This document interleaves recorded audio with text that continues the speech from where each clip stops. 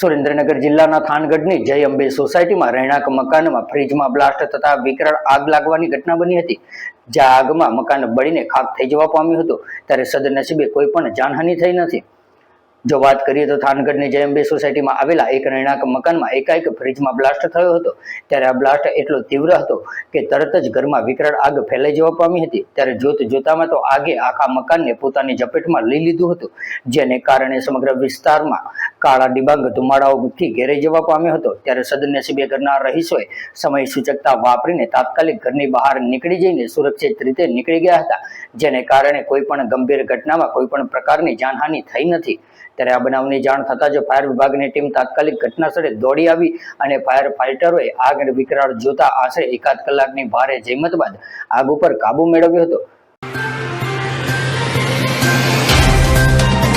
तो WhatsApp, Twitter, Facebook, Insta जहाँ भी आपका अकाउंट है, इसे शेयर बटन के द्वारा वहाँ पर शेयर करें।